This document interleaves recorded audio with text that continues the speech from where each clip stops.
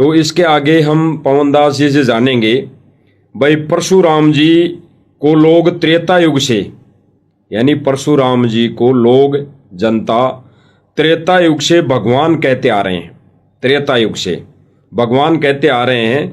फिर आप यानी पवनदास जी जो हैं ये इनको भगवान क्यों नहीं मानते? ये जो वीडियो बनाते हैं, वीडियो संगत में वायरल करते हैं भगत समाज को समझाने के लिए, जनता को समझाने के लिए, तो भाई इनसे जानेंगे भाई ये इनको भगवान क्यों नहीं मानते। तो बताइए पवनदास जी। देखिए, जिसमें भगवान के गुण नहीं है उसको भगवान कहना फिर भगवान की तौहीन में आता है। कजोड़ जी, जब हम छोटे छोटे थे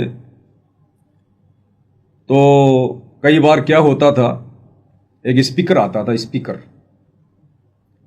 स्पीकर के पीछे एक चुंबक लगी होती थी, हम उसको निकाल लिया करते थे, हम उससे खेला करते थे। तो चुंबक से कई बार क्या होता था कि लोहे को हम चिपका दिया करते थे, किसी कील को या किसी अन्य लोहे की वस्तु को हम चिपका दिया करते थे, और रात को हम उसको छोड़ दिया करते थे चिपका के।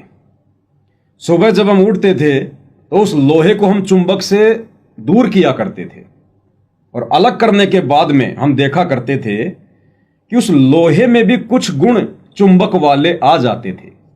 वो लोहा भी घंटे, 2 घंटे, 4 घंटे चुंबक के गुणों से युक्त हो जाता था, और छोटी मोटी चीजों को वो लोहा भी अपने से चिपका लिया करता था। लेकिन 2-4 घंटे के बाद वो गुण फिर से समाप्त हो जाते थे, फिर वो लोहा का लोहा रह जाता था। बिल्कुल ठीक इसी प्रकार पूर्ण ब्रह्म परमात्मा कबीर जी की भक्ति करके, या कबीर परमात्मा ने जो काल और दुर्गा को 21 ब्रह्मांड दे रखा है, और गीता जी में जो इनकी पूजा का एक विधान जो बना रखा है, इस काल की जो पूजा है, गीता अध्याय 8 श्लोक नंबर 13, जिसमें यह काल अर्थात ब्रह्म स्वयं कह रहा है कि ओम इति एक अक्षर ब्रह्म व्यवहारण माम अनुशमरण ये प्रयाति तजन देहम सयाति परमाम गतिम। 21 ब्रह्मांड का स्वामी काल अपनी भक्ति का विधान बता रहा है कि मेरा तो एक ओम नाम का मंत्र है, और जो अंतिम श्वास तक, मरते दम तक इस ओम नाम का मंत्र का जाप करता है, वो मेरे से जो लाभ मिलने होते हैं उन लाभों को प्राप्त हो जाता है। यानी थोड़े समय के लिए ब्रह्मलोक में चला जाता है, उसको रिद्धि सिद्धियां उसको प्राप्त हो जाती है। तो इसी प्रकार से जो परशुराम जी वाली जो आत्मा थी, जो पहले विष्णु जी के लोक में थी, उस आत्मा ने इस पृथ्वी पर आकर पहले कभी किसी मनुष्य जन्म में जैसी भी भक्ति की थी, उस आधार से वो भक्ति की शक्ति उसके अंदर जमा थी। उस भक्ति के करने से, जिसकी भी वो भक्ति किया करते थे अपना गुरु मान के या अपना कोई इष्ट मान के, और जैसी भी उनको शक्ति प्राप्त हुई, उस शक्ति के आधार से थोड़े समय के लिए लोहा चुंबक बन गया। और जब आप सतगुरु रामपाल जी के सत्संग सुनेंगे तो इस काल के विधान अनुसार वो ऐसे ही भक्ति करवाकर फिर इन आत्माओं की शक्तियों का दुरुपयोग करवाता है। तो काल प्रेरणा से विष्णु के लोक से थोड़ी बहुत शक्ति युक्त होकर और अपने ये कर्म बिगाड़ने के लिए इस पृथ्वी पर विष्णु जी के अंश अवतार के रूप में त्रेता युग में और परशुराम जी जो है वो पैदा हुए थे। और जैसे भी काल प्रेरणा से उन्होंने वो कर्म किए, 3 बार पूरी पृथ्वी को छत्री विहीन किया, वो हम सबके सामने है। अंत में अपनी शक्तियों का दुरुपयोग करके, अपनी भक्ति कमाई को नष्ट करके, और परशुराम जी वापस चले गए कहां पर? वो पितरलोक में। यानी अब उनके पास में वो शक्ति भी नहीं रही जो शक्ति वो विष्णु लोक से त्रेता युग में लेकर आए थे। अब स्वयं कबीर परमात्मा ने कबीर सागर में लिखा है, जो सतगुरु रामपाल जी ने अपने कर कमल से कबीर सागर के सरलार्थ में पेज नंबर 596 के अनुवाद में लिखा है कि वर्तमान में वो परशुराम जी सूरज के पास में एक पितरलोक है, वो वहां पर बैठा हुआ है, यानी वो प्रेत बने हुए हैं। तो जिसमें भगवान के लक्षण नहीं है उनको भगवान की संज्ञा नहीं दी जा सकती है।